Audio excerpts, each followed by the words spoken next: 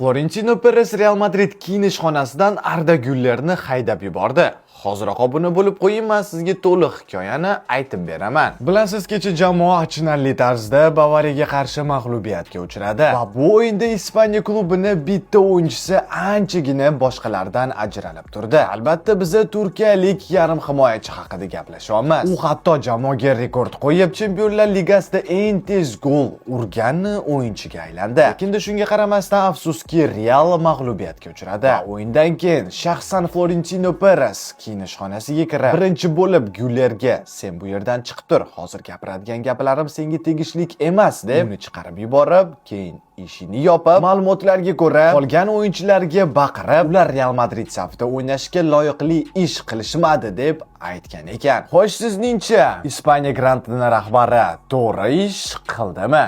Izohlarda yozib keting. Va albatta, telefoningizga chiroyli futbol fonlar qidirayotgan bo'lsangiz, Telegram kanalimizga xush kelibsiz.